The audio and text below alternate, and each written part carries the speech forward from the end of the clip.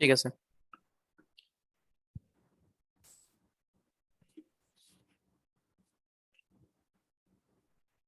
Our today's session will be continued with Ronak Chaudhary. He is also a student of HSBT. He will continue with SQL and database design. Ronak, now you can continue, take the control and further proceed with the session. Okay sir. Share screen का वो अच्छा हो गया।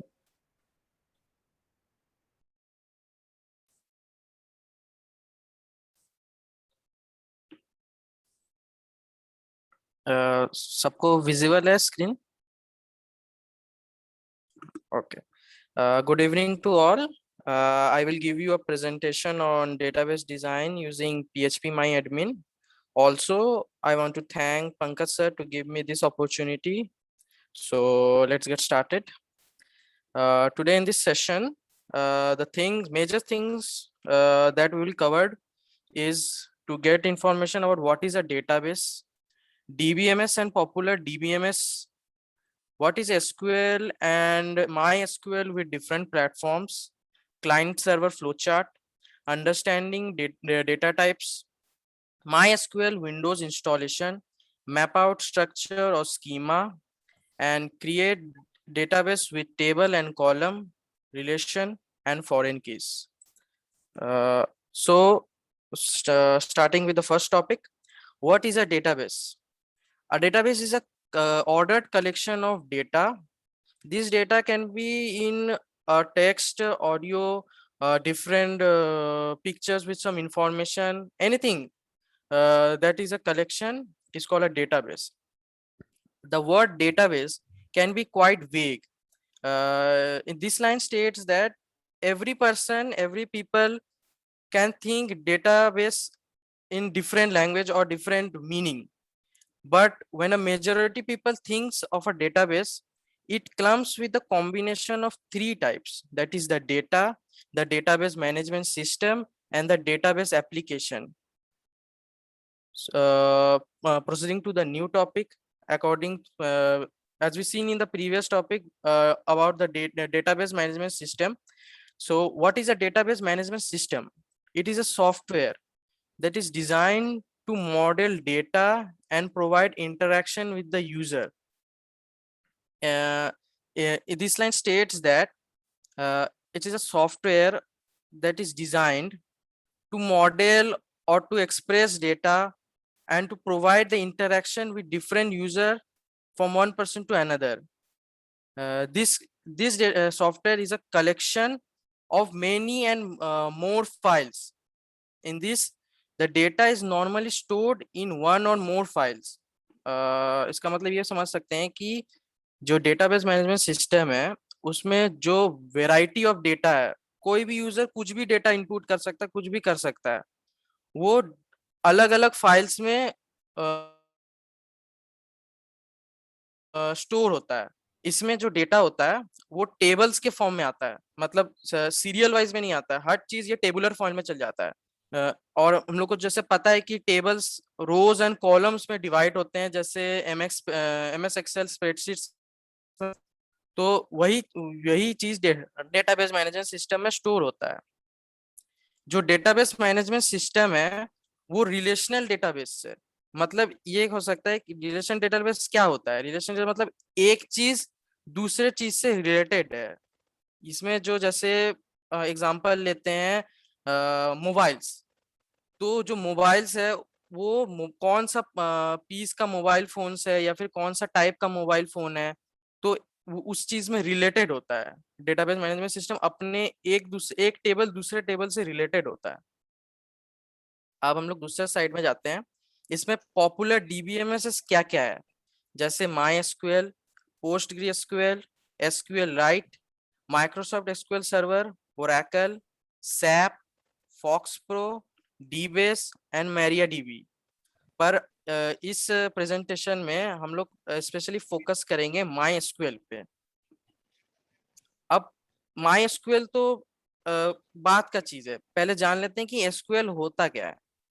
SQL states for structured query language, इसका full form है SQL का.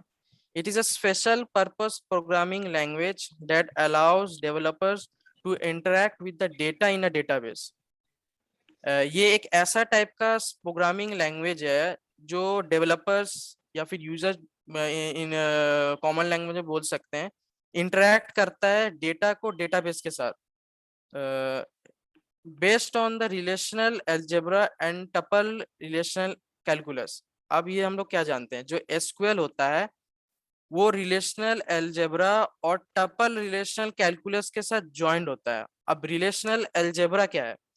Relation algebra ये होता है कि जैसे कोई एक नंबर है या फिर कोई एक चीज है जो ए प्लस बी प्लस सी के इक्वल में होता है, मतलब मैथमेटिकल चीज होता है।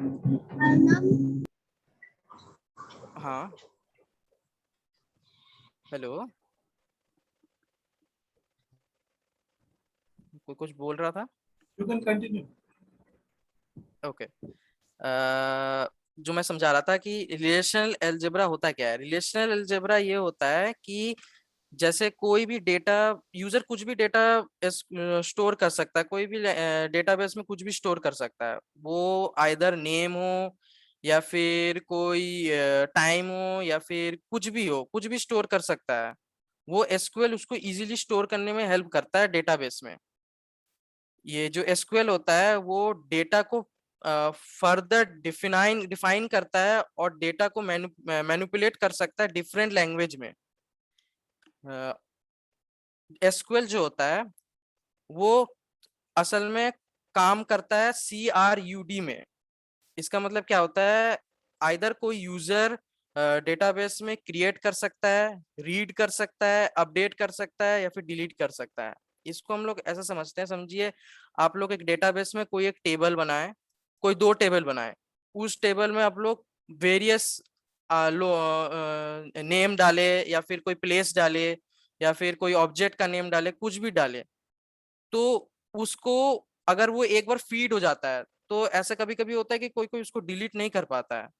पर एसक्यूएल ये ऑप्शन कर देता है कि आप कुछ भी चीज क्रिएट कर सकते हैं, उसमें कुछ भी अब अपडेट डाल सकते हैं, जैसे एक नेम के जगह उसका दूसरा नेम डाल दिए वो कर सकते हैं, या फिर कुछ गलत इंफॉर्मेशन डेटाबेस में चल गया है उसको आप लोग को रिमूव करना है तो आप एसक्यूएल के द्वारा उसको वहां से रिमूव भी कर सकते हैं। एसक्यूएल का ये मेजर, एसक्यूएल क्या होता है, एसक्यूएल का मेजर ये क्या चीज है, वो इस स्लाइड में आपको समझ में आ गया होगा। अब जान देते हैं कि माई एसक्यूएल क्या होता है। माई एसक्यूएल होता है, my SQL is a popular open source relational database that is powerful, reliable, and scalable. MySQL can be integrated into web application written in multiple language. ये इसमें ये जान रहे हैं कि MySQL जो होता है वो एक ओपन सोर्स रिलेशनल डेटाबेस है, मतलब एक एक चीज दूसरे चीज से रिलेटेड है और उसको कोई भी यूजर कहीं पर भी उसको ऑपरेट कर सकता है। It is a powerful, reliable and scalable. इस लाइन का ये मतलब होता है कि ये एक बहुत पावरफुल, भरोसेमंद और स्केलेबल, मतलब इसमें हम यूजर कुछ भी चीज डाल सकता है, कोई भी पावरफुल चीज डाल सकता है। ये एक भरोसेमंद होता है और ये डिफरेंट टाइप्स ऑफ वो स्केलेबल, मतलब क्या बताएं इसमें, यूजर अलग अलग वो वैरायटी का कुछ भी यूनिट या फिर कुछ भी चीज डाल सकता है। माई एसक्यूएल जो होता है वो इंटीग्रेटेड होता है वेब, मतलब मल्टीपल लैंग्वेज में माई एसक्यूएल को हम लोग एक्सप्रेस कर सकते हैं या फिर माई एसक्यूएल को दिखा सकते हैं। माई एसक्यूएल क्रिएट किया गया था 1995 बाय माइकल वाइडिनस। ये एक ओपन सोर्स है, जैसे पहले बता चुके हैं ये एक ओपन सोर्स है। अभी फिलहाल माई एसक्यूएल को ओरेकल कॉर्पोरेशन ओन करती है। माई एसक्यूएल स्पेशली एक पॉपुलर लैंग्वेज को वो मतलब popular lamp web software stack को यूज करता है। वेब सॉफ्टवेयर स्टैक मतलब ये होता है कि डिफरेंट लैंग्वेजेस सॉफ्टवेयर के एक ग्रुप को यूज करती है वो, जैसे Linux, Apache, MySQL and PHP. LAMP का ये फुल फॉर्म होता है लाइनेक्स, एपाचे, माइस्क्यूएल और पीएचपी। ये वेब सॉफ्टवेयर स्टैक को वो यूज करता है।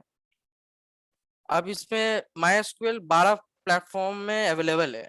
Windows, Linux, Mac OS, Novell NetWare, FreeBSD, OpenBSD, Solaris, HP UX, IBM AIX, QNX, SGI IRIX, DEC OSF। Specially हम लोग ये तीन स्टार्टिंग का तीन प्लेटफॉर्म को ही जानते हैं। मेजोरिटी ऑफ लोग तीन प्लेटफॉर्म को भी जानते हैं। जैसे विंडोज, लाइनेक्स और मैक्स ओएसई को जानते हैं, तो फिलहाल हम लोग यही तीन को देखेंगे। बाकी चीज भी हम लोग कर सकते हैं, पर वो फर्दर टॉपिक पे चल जाएगा।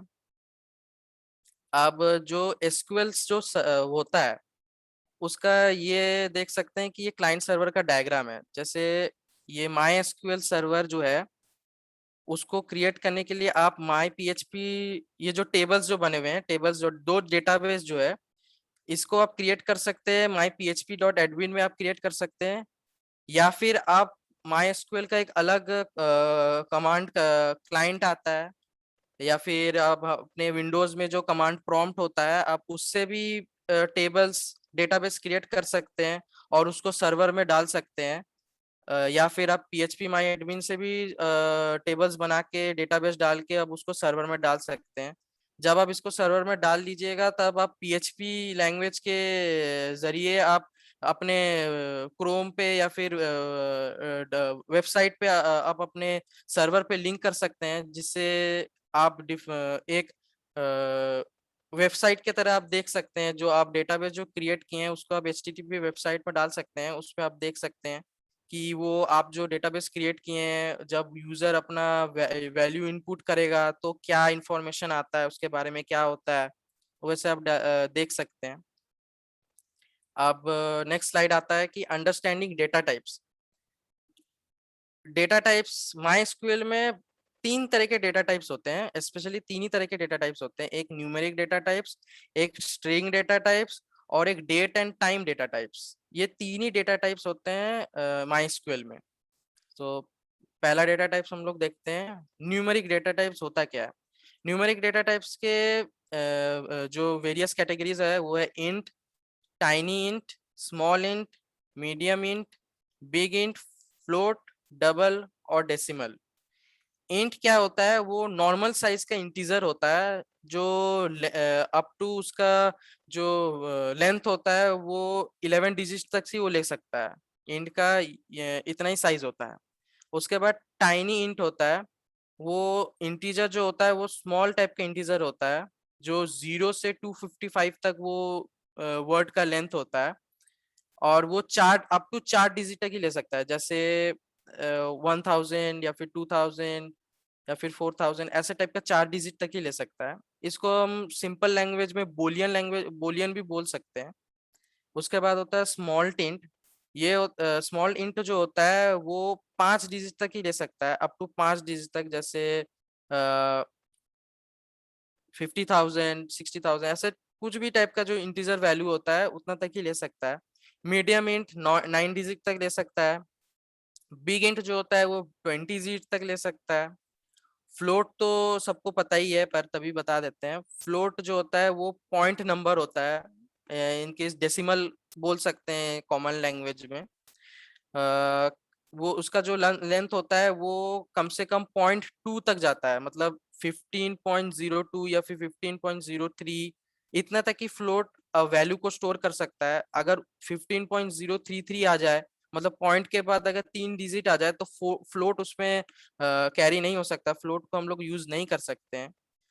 डबल जो होता है वो प्रिसीजन फ्लोट पॉइंट नंबर होता है, मतलब वो मतलब फिक्स्ड हो जाता है कि फ्लोट का जो है वो मैक्सिमम 30 डिजिट, मतलब इतने तक ही यूज कर सकते हैं। जैसे 0.30 यूज कर सकते हैं, या फिर 0.50 यूज कर सकते हैं, पॉइंट के बाद 50 तक जा सकते हैं। डबल जो होता है वो फिक्स, मतलब एकदम फिक्स्ड कर देता है कि इतने तक ही जा सकते हैं। अगर 50 के ऊपर 51 पॉइंट हो जाता है, तब वो अपने आप रिजेक्ट हो जाएगा। डेसिमल तो पता ही है कि अनपैक्ड फ्लोटिंग नंबर है। जो फ्लोट है वही चीज है वो डेसिमल, बस वो थोड़ा सा अनपैक्ड होता है, मतलब वो वेरी कर सकता है, वो कितने भी पॉइंट तक जा सकता है। उसका कोई वो निर्धारित नहीं है कि इतने ही पॉइंट तक जाएगा, कि उससे कम जाएगा, उससे ज्यादा जाएगा, वो कितने भी पॉइंट तक जा सकता है। डेसिमल का मतलब ये होता है। फिर आ जाते हैं नेक्स्ट डेटा टाइप में, जो होता है string data type. String data types के जो कैटेगरीज है वो है कैर, वार्स कैर, ब्लॉब या फिर टेक्स्ट बोल सकते हैं उसको, टाइनी ब्लॉब और टाइनी टेक्स्ट बोल सकते हैं, मीडियम ब्लॉब या मीडियम टेक्स्ट बोल सकते हैं। कैर जो होता है वो अ फिक्स्ड लेंथ स्ट्रिंग होता है, 1 से 25 कैर्स इन लेंथ में होता है। इसका कोई ये नहीं है कि स्पेसिफिक लेंथ नहीं है कि वो इतना से स्टार्ट होगा, इतना से होगा, कि इतने पे खत्म होगा।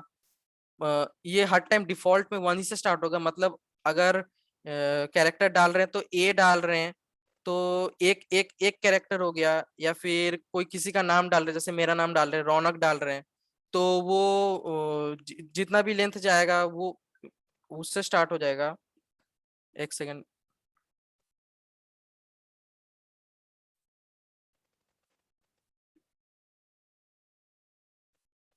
हाँ, फिर वैरकार देखते हैं। वैरकार क्या होता है? वैरकार होता है वेरिएबल लेंथ।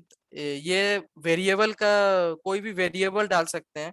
जैसे कैर में हम लोग खाली कैरेक्टर डाल सकते हैं, जैसे किसी का नेम या फिर कुछ, इसमें कैरेक्टर डाल सकते हैं। वैरकार ये होता है कि उसमें वेरिएबल भी डाल सकते हैं, साथ ही साथ कैरेक्टर्स भी मतलब किसी का नेम भी डाल सकते हैं। जैसे कभी कभी हम लोग नेम लिखते हैं, समझिए रौनक 09 या फिर 125 या फिर 625, तो वो वैरकर में आएगा। वो कैर में नहीं आ पाएगा, क्योंकि वो फिक्स्ड होता है, उसमें खाली कैरेक्टर ही आ सकता है। पर वैरकर में वेरिएबल भी आ सकता है, साथ ही साथ कैरेक्टर भी आ सकता है। वैरकर का लेंथ 1 से 255 कैरेक्टर्स तक जाते हैं। पर इसका एक डिफाइंड लेंथ होता है। मतलब अगर समझिए कभी कोई डेटाबेस में डाल रहे हैं वैरकर, उसको डेटा टाइप्स में डाल रहे हैं, तो उसमें हम लोग को वो एकदम फिक्स्ड कर देना पड़ेगा कि वैरकर 100 तक ही जाएगा लेंथ तक, या फिर 200 लेंथ तक जाएगा। मतलब हम लोग को उसको फिक्स्ड करना पड़ेगा। हम लोग उसको वो नहीं, वेरिएबल नहीं रख सकते। हम लोग उसको कांस्टेंट एक नंबर देना पड़ेगा कि किसी का नेम या फिर किसी का कुछ इतने लेंथ तक ही जाएगा, इससे ऊपर जाएगा तो वो रिजेक्ट हो जाएगा। वैरकर का ये एक वो है डिसएडवांटेज है कि उसमें लेंथ एकदम फिक्स्ड होता है, कांस्टेंट होता है, उसको चेंज नहीं कर सकते। फिर आ जाते हैं ब्लॉब और टेक्स्ट में।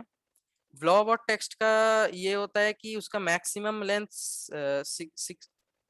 65,535 तक ही जा सकता है। व्लॉब जो होता है वो लार्ज बाइनरी डेटा, जैसे कि इमेज को स्टोर करने के लिए होता है। जैसे कभी कोई इमेज इमेज डालते हैं तो वो डायरेक्ट कोई डेटाबेस में इमेज डाल नहीं सकते हैं। डेटाबेस में इमेज डालने के लिए हम लोग को उसका लेंथ निर्धारित करना पड़ेगा कि उसका लेंथ कितना होगा। जैसे कोई भी इमेज देखते हैं तो उसका एक परफेक्ट लेंथ होता है कि 65x40 है उसका पिक्सल, या फिर वैसे एक दिया रहता है। तो वैसे ही हम लोग को लेंथ इसमें कोई इमेज डालना होगा डेटाबेस में, तो हम लोग को उसका एग्जैक्ट लेंथ पता होना चाहिए, तभी हम लोग इमेज डाल सकते हैं। तो इसके लिए हम लोग ब्लॉब या टेक्स्ट का यूज करेंगे, क्योंकि उससे इमेज डल सकता है। टाइनी ब्लॉब और टाइनी टेक्स्ट, ब्लॉब और टेक्स्ट का एक तरह से लेस छोटा पार्ट होता है। इसमें मैक्स लेंथ 255 तक ही जा सकता है। इससे ज्यादा हम लोग कोई भी ना ही टेक्स्ट डाल सकते हैं, ना ही कोई इमेज डाल सकते हैं डेटाबेस में, क्योंकि अगर कोई इमेज या टेक्स्ट 255 के लेंथ से छोटा होता है तब हम लोग टाइनी ब्लॉब या टाइनी टेक्स्ट यूज करेंगे। अगर उससे ज्यादा होता है तब हम लोग ब्लॉब या टेक्स्ट का यूज करेंगे। अगर ब्लॉब और अगर उससे भी कुछ ज्यादा होता है तब हम लोग मीडियम ब्लॉब या फिर मीडियम टेक्स्ट यूज करेंगे, क्योंकि इसका लेंथ जो होता है 1,67,77,215 के लेंथ तक जा सकता है। मतलब सोचिए कितना बड़ा तक जा सकता है। एक उसका डेटा डेटा टाइप्स अगर कुछ डालेंगे तो। नेक्स्ट डेटा टाइप्स हम लोग आ जाते हैं date and time data types. अब इस डेटा टाइप्स का क्यों यूज है? अगर कोई भी हम लोग डेटाबेस बनाते हैं, जैसे एग्जांपल ले लेते हैं कि कोई एक शॉपिंग के उसका डेटाबेस बनाए। अब उसमें हम कोई भी एक वो डालते हैं, जैसे कोई भी एक क्या बोलेंगे, मोबाइल फोन खरीदना चाहते हैं, तो वो मोबाइल फोन कब मैन्युफैक्चर हुआ है, कब उसका डेटाबेस में एंट्री हुआ है, कितने टाइम में एंट्री हुआ है, कितने ईयर में एंट्री हुआ है, उसका मैन्युफैक्चर डेट क्या है, उसका एक्सपायरी डेट क्या है, अगर वो चीज हम लोग डेटाबेस में एंट्री नहीं कर पाए तो फिर डेटाबेस तो आधा हो जाता है, पर उसका डेटाबेस का क्या यूज होता है। तो इसलिए date and time data types use होता है डेटाबेस में। उसके 3 कैटेगरीज ये है कि पहले डेट में क्या होता है, डेट में हम लोग कोई भी ऑब्जेक्ट या फिर कोई भी चीज का ईयर मंथ और डे के फॉर्मेट में स्टोर कर सकते हैं। जैसे एग्जांपल लीजिए हम लोग ऐसे भी स्टोर कर सकते हैं September 10th 1981 में, या फिर हम लोग 1981 0910 के फॉर्म में भी स्टोर कर सकते हैं। सेम उसके बाद आता है date and time. Date and time use करते हैं कि ये कॉम्बिनेशन होता है ईयर मंथ डेट के साथ कौन से आवर में, कौन से मिनट में या फिर कौन से सेकंड में ये स्टोर होता है। ये डेट से थोड़ा ज्यादा एडवांस होता है डेट एंड टाइम, क्योंकि इसमें डेट के साथ टाइम भी हम लोग उसमें इंक्लूड कर सकते हैं कि जैसे एक मोबाइल फोन कौन से टाइम पे आया, कितने सेकंड में आया, कितने बजे आया, कब आया, कौन से महीने में आया, कौन से साल में आया, सब कुछ जान सकेंगे कि ताकि जो यूजर उसको कंट्रोल कर रहा है, जो डेटाबेस को संभाल रहा है, उसके लिए वो इजी फॉर्मेट में आ जाए कि हाँ इस टाइम पे आया, इसका मैन्युफैक्चर ये है, इसका एक्सपायरी ये है, एक्सेट्रा एक्सेट्रा। तो वो यूजर के लिए बहुत इजी हो जाता है। उसके बाद है टाइम स्टैम्प। टाइम स्टैम्प क्या होता है, टाइम स्टैम्प होता है रियल टाइम पे, मतलब वो ऑटोमेटिक अपने आप वो कर लेता है, वैल्यू को इनपुट कर लेता है उसमें। मेरे को नहीं अपने से डालना पड़ेगा कि इस डेट पे आया, कि इस आवर पे आया, इस सेकंड में आया, इस मंथ में आया। वो डेटाबेस अपने आप वो टाइम को वो कर लेगा। मिडनाइट के बाद वो अपने आप हर हर चीज में मिडनाइट के बाद स्टार्ट होता है, मतलब 12 AM के बाद ये अपने आप डेट एंड टाइम को अपने आप वो रेगुलर कर लेगा कि हाँ इस डेट पे ये सामान आया, इस समय पे आया। मतलब यूजर को इसमें कुछ डेट एंड टाइम लिखने का जरूरत नहीं पड़ेगा। इसमें अपने आप वो ऑटोमेटिक वो अपने आप डेट को ले लेगा। उससे जो डेटाबेस संभालने का जो वो झंझट होता है वो और शॉर्टेड हो जाता है। उसके बाद अब ये जो माई एसक्यूएल या फिर जो डेटाबेस है उसको हम लोग कैसे अपने विंडोज या फिर मैक या फिर लाइनक्स पे कैसे यूज करेंगे। तो उसके लिए एक एप्लीकेशन होता है एग्जाम्प नाम का। उसका इंस्टॉलेशन का प्रोसेस ये है, पर मैं इसको उसमें दिखाना चाहूंगा, क्रोम पे दिखा देता, उससे स्क्रीनशॉट भी आ जाएगा इजीली। हाँ, इसमें पहले तो स्क्रीन दिख रहा है ना सबको? हेलो? Yes yes yes. अच्छा ठीक है। अब सबसे पहले एग्जाम को डाउनलोड करने के लिए सबसे पहले हम लोग को जाना पड़ेगा Apache friends download dot page में। जैसे ही हम लोग इस लिंक को क्लिक करेंगे तो एक ऐसा विंडो ओपन हो जाएगा अपाचे फ्रेंड का। इसमें हम लोग को सबसे पहले जो डिफरेंट कोई कुछ बोलना चाहता है? You continue. हम्म। तो एग्जाम जो होता है वो डिफरेंट वर्जन में आता है। जैसे अभी फिलहाल का वर्जन है 8.09.06, इस वर्जन पे अभी अवेलेबल है। तो जो हम लोग डाउनलोड करेंगे ये सिर्फ सेकंड वाला जो है MD5 SHA1 जो 146 MB का है, उसको डाउनलोड करेंगे। जैसे उसको डाउनलोड कर लेंगे तो एक विजार्ड ओपन हो जाएगा, इस फोटो की तरह एक विजार्ड ओपन हो जाएगा। उसमें नेक्स्ट का बटन क्लिक करेंगे तो नेक्स्ट के बटन क्लिक करने के बाद एक और पॉपअप ओपन हो जाएगा। उस पॉपअप में आप देख सकते हैं कि वेरियस चीज टिक किया हुआ है। ये चीज आप लोग रख सकते हैं, ऐसा कोई इंपॉर्टेंट नहीं है कि नहीं अनटिक कर देंगे। पर फिलहाल जैसे कि हम लोग को भी माई एसक्यूएल और PHP माई एडमिन पे फोकस कर रहे हैं, तो हम लोग खाली माई एसक्यूएल और PHP माई एडमिन पे टिक रखेंगे, बाकी सबको अनटिक कर देंगे, क्योंकि इस सब का हम लोग को फिलहाल अभी यूज नहीं है। पर फ्यूचर्स के लिए आप लोग रख सकते हैं कि अगर आपको यूज करना है तो आप फेक ईमेल सेंड मेल को भी रख सकते हैं, वेबलाइजर को भी रख सकते हैं, जैसे ये मर्जी वैसे आप रख सकते हैं। पर फिलहाल PHP माई एडमिन और माई एसक्यूएल को रखेंगे। उसके बाद ये सब टिक करने के बाद हम लोग नेक्स्ट दबा देंगे। जैसे ही नेक्स्ट दबाएंगे तो एक इंस्टॉलेशन फोल्डर आ जाएगा। अब इस इंस्टॉलेशन फोल्डर ये ऑटोमेटिक आपका सी ड्राइव पे ही स्टोर हो जाएगा, पर बाय चांस अगर आप दूसरी जगह स्टोर करना चाहते हैं तो राइट हैंड साइड में आपको एक फोल्डर और एक ग्रीन एरो का वो आ रहा होगा, उस पर आप क्लिक करके आप अपने हिसाब से फोल्डर बना के वो कर सकते हैं। उसके बाद आप लोग फिर नेक्स्ट दबा देंगे। फिर नेक्स्ट दबाने के बाद ये एक पॉपअप आएगा। इस पॉपअप को आने के बाद इस पॉपअप को डायरेक्ट आप खाली नेक्स्ट दबा दें। इस पॉपअप का कोई वो यूज नहीं है, मतलब यूज देख के मतलब यूज नहीं है, तो आप इसको डायरेक्ट नेक्स्ट करके आप इसको फॉरवर्ड कर सकते हैं नेक्स्ट स्टेप में। जैसे आप लोग नेक्स्ट दबाएंगे उसके बाद वो पूछेगा कि सेटअप रेडी हो चुका है, आप लोग एग्जाम को कंप्यूटर में इंस्टॉल करने के लिए आप फिर नेक्स्ट दबाएंगे। फिर विजार्ड डाउनलोड होगा, अनपैक होगा, इसका फाइल्स अनपैक होगा, इसका वेरियस होस्ट बनेगा, इसका डिफरेंट वो अपाचे का वो आएगा, माई पीएचपी एडमिन का एडमिन सब क्लाइंट माइंड सब डाउनलोड होते रहेगा अपने आप। होने के बाद ये कंप्लीट सेटअप का एक विजार्ड आएगा। फिर इसको इसमें टिक करके do you want to start the control panel now को क्लिक कर देना है। फिर उसको फिनिश दबा देना है। जैसे आप फिनिश दबा देंगे उसके बाद फिनिश दबाने के बाद ये ऐसा एक वो कंट्रोल पैनल ओपन हो जाएगा। ऐसा एक कंट्रोल पैनल ओपन हो जाएगा। इस कंट्रोल पैनल पे आप देख सकते हैं कि अपाचे और माई एसक्यूएल लिखा हुआ है। तो इसको स्टार्ट करने के लिए सबसे पहले यहाँ पे जो स्टार्ट दो बटन है इसको स्टार्ट कर देना है। ये दोनों को स्टार्ट कर देना है। जैसे ये दोनों को स्टार्ट कर देंगे तो आप देख सकते हैं कि इसमें पोर्ट्स आ गए हैं और इसमें पीआईडीज आ गए हैं।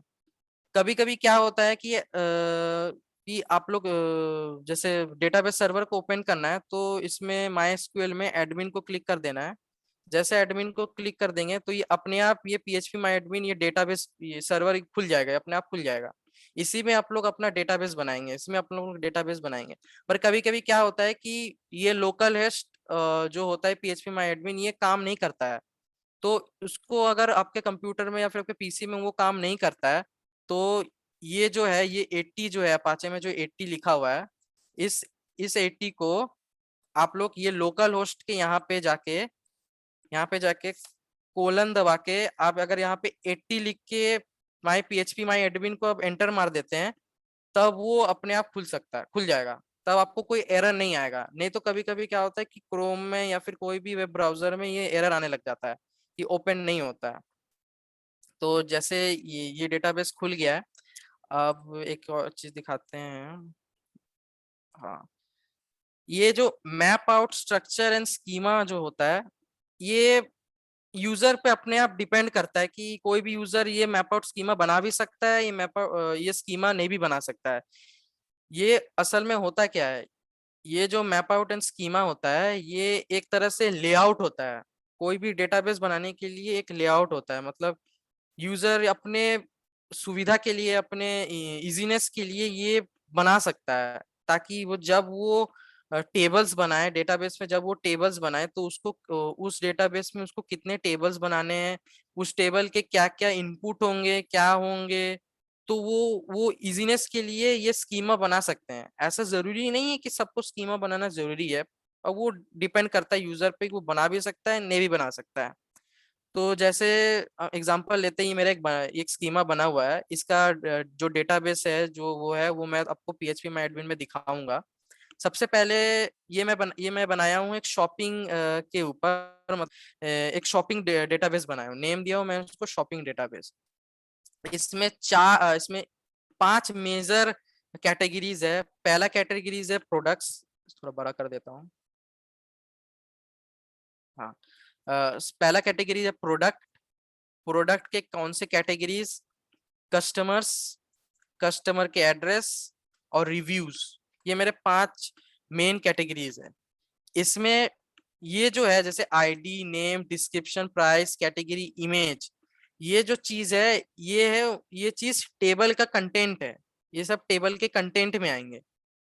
सबसे पहले आईडी जो है वो इंट डेटा टाइप में होंगे 11 डिजिट के लेंथ में, ऑटो इंक्रीमेंट और प्राइमरी की ये आईडी में दिए रहेंगे। अब ये ऑटो इंक्रीमेंट और प्राइमरी की होता क्या है। ऑटो इंक्रीमेंट पहले प्राइमरी की बताते हैं। प्राइमरी की इसलिए यूज किए हुए हैं क्योंकि वो रेफरेंस लेगा हर एक रो के हर एक कॉलम से, मतलब हर एक कॉलम के हर एक रो से वो रेफरेंस लेते रहेगा। मतलब जैसे किसी एक एक सीरियल नंबर पकड़ लेते हैं 1, तो वो सीरियल नंबर, वो एक रो में सीरियल नंबर 1 है, तो जो प्रोडक्ट कैटेगरीज जो उस सीरियल नंबर के उस सीरियल नंबर में किस कौन सा प्रोडक्ट की नेम है या फिर उस प्रोडक्ट का क्या डिस्क्रिप्शन है, प्राइस है, वो अपने आप वो रेफरेंस लेते रहेगा कि इस प्रोडक्ट का चीज इसमें स्टोर हो, इसका नेम इस प्रोडक्ट का इसमें स्टोर हो, वो अपने आप वो ऑटो इंक्रीमेंट वो प्राइमरी की उसको वो एडजस्ट कर लेगा। एक चीज हम लोग को हमेशा याद रखना है कि प्राइमरी की जो है एक टेबल में खाली एक ही प्राइमरी की हम लोग यूज कर सकते हैं। जैसे हम लोग आईडी के साथ अगर प्राइमरी की यूज कर लिए हैं, तो हम लोग नेम के साथ प्राइमरी की नहीं यूज कर सकते हैं, क्योंकि एक टेबल में एक ही प्राइमरी की यूज कर सकते हैं। अब ऑटो इंक्रीमेंट क्या होता है? ऑटो इंक्रीमेंट हम लोग इसलिए यूज करते हैं ताकि वो जब जब भी वो नया कोई रो क्रिएट होगा, तो वो ऑटोमेटिक वो अपने एक प्रोग्रेस करते रहेगा, ऑटोमेटिक अपने आप को एक इंक्रीमेंट करते रहेगा। अब जैसे एक एग्जांपल लेते हैं, अगर पिछले यूजर का आईडी 4 है, तो नेक्स्ट यूजर का अपने आप वो 5 हो जाएगा। तो हम लोग को जाके खाली डेटाबेस में एंट्री करने का टाइम ये नहीं करना पड़ेगा कि पहले 4 किए फिर 5 करेंगे फिर 6 दबाएंगे, तो उससे लेट भी होता रहेगा, बहुत वरी भी, मतलब बहुत लॉन्ग में हो जाएगा, बहुत दिक्कत हो जाएगा। उसके बाद नेम वो जो वैरकार में होगा 100 डिजिट के लेंथ में, डिस्क्रिप्शन टेक्स्ट होगा, प्राइस भी वैरकार पे होगा 20, कैटेगरी इंट 11। अब इसमें आप देख सकते हैं कि फॉरेन की टू प्रोडक्ट कैटेगरीज आईडी। अब इसका मतलब क्या है? इसका मतलब ये होता है कि जैसे कभी हम लोग अमेजन या फिर कुछ भी खोलते हैं, तो उसमें कैटेगरीज होता है, एग्जांपल लेते हैं, कैटेगरीज होता है इलेक्ट्रॉनिक्स। अब जैसे इलेक्ट्रॉनिक्स में हम लोग अपना कर्सर को रखते हैं, तो कर्सर को रखने के बाद देख सकते हैं कि उसमें वेरियस चीज खुल जाता है, जैसे मोबाइल या फिर स्मार्ट वॉच या फिर कुछ भी चीज खुल जाता है। तो वो कैसे होता है? क्योंकि वो उसमें फॉरेन की वो एडजस्ट किया रहता है। फॉरेन की को हम लोग ये समझ सकते हैं कि वो एक टेबल के एक रो को या फिर एक कॉलम को वो दूसरे टेबल के दूसरे रो या कॉलम को वो एक दूसरे के साथ लिंक कर देता है, वो एक दूसरे का जोड़ देता है। जैसे हम लोग कोई भी प्रोडक्ट का कोई कैटेगरी रखेंगे, तो वो जो होगा, वो जो प्रोडक्ट कैटेगरीज का जो आईडी होगा उसके साथ वो लिंक हो जाएगा। जैसे अगर दिखा सकें, जैसे ये मैंने ये शॉपिंग का ये बनाया है, तो इसका डिजाइनर देख लेते हैं, इस डिजाइनर में समझ जाएंगे। अरेंज कर लूँ मैं इसको।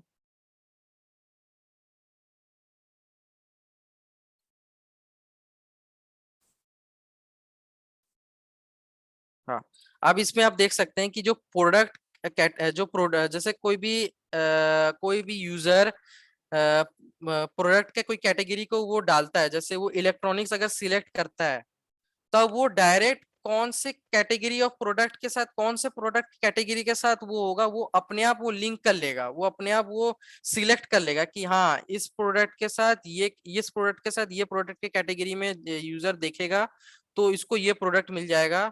या फिर अगर कोई मोबाइल सर्च करता है प्रोडक्ट, अगर कोई प्रोडक्ट का कैटेगरीज में इलेक्ट्रॉनिक खोलता है, तो उस कैटेगरी में कौन सा चीज अवेलेबल है वो अपने आप उसमें आ जाएगा। सेम चीज अगर कोई कोई यूजर Ronak, कोई I am कोई भी। interrupting you. I yes am sir. interrupting you. Meeting हाँ is in approx last हाँ, यस two सर। minutes.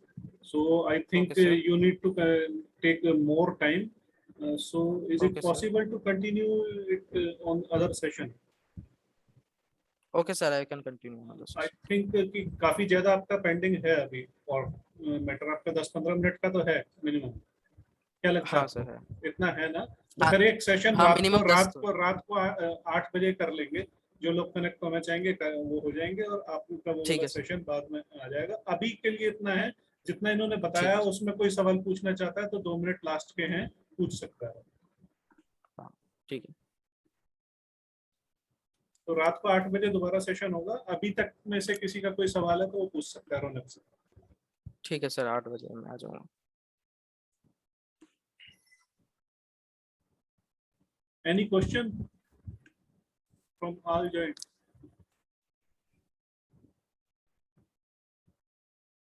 समझ नहीं आया या बहुत ज्यादा समझ आ गया आपकी?